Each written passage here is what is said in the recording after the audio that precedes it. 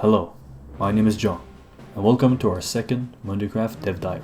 In the last video, we explained that Mvndicraft is moving to a non-seasonal model. This video is about what it means in practice. We are not planning to reset the server. The current world is meant to continue, towns and nations are intended to carry on, instead of being wiped every few months. This is a deliberate decision, although it may prove to be a challenge.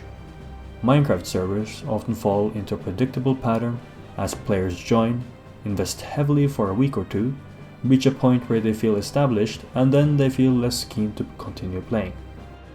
Many geopolitical servers reset because it reliably restarts that cycle to recreate the momentum. We are not doing that, which means that the responsibility shifts to the design itself.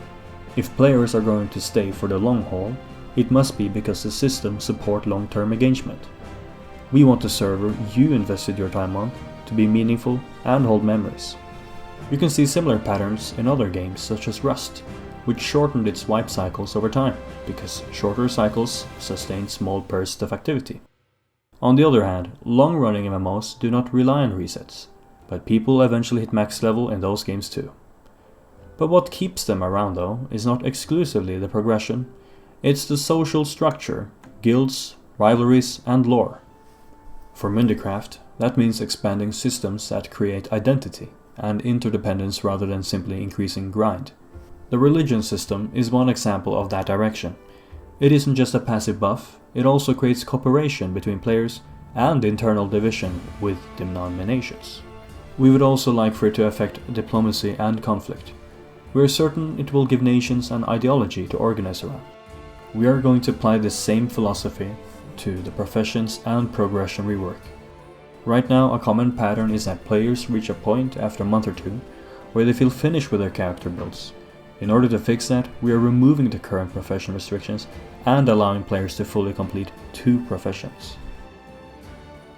We are also rebalancing profession XP, as some trees are currently taking far longer than others, which makes progression feel uneven and at times unfair. We will be gathering data and adjusting those curves so that time investment feels more consistent. Another change is how cooperation is taken care of, since professions should not feel artificially blocked if your town lacks a specific role. Instead of locking progression behind a perfect town composition, cooperation should provide efficiency bonuses. Attributes will also scale differently. Early progression will remain accessible, but later levels will require significantly more investment. This will have the effect of keeping gameplay smooth and consistent over time. Beyond simple XP adjustments, professions themselves are being expanded structurally. Instead of endlessly adding new professions, we are introducing branching skill trees within existing ones.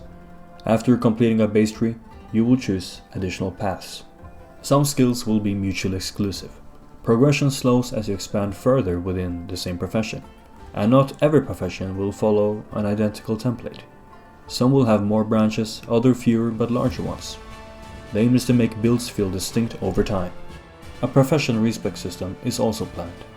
Players will earn limited respec points. However, undoing choices will not be without negative side effects. Later investments must be rolled back before earlier ones can be changed. We want flexibility, without having you stick to one single meta. We are also exploring a character system. Instead of endlessly reshaping one single build, players would be able to save a character and create a new one at a cost. Switching would not be trivial, since progress would be lost in the process. That way, trying a new playstyle requires commitment and makes the server playable. For a long-term world to function, the map itself also requires attention. Wilderness regeneration is being planned, so the resources do not permanently exhaust. Exploration and expansion should remain relevant months from now. Regarding the roadmap, it is important to treat that roadmap as a guideline rather than a fixed schedule. Features may shift between updates depending on testing and stability. Some systems may take longer, others may arrive earlier than expected. We want to therefore close this by saying that choosing to not reset means the server has to stand on its systems rather than on hype. That is our approach. If you want to see this server thrive, make sure to make videos about us and spread awareness, and support us on Patreon, as this allows us to pay for the server fees and make improvements to the server. We live and die by our Mundi Bros, and we will do our best to make an experience with you won't forget.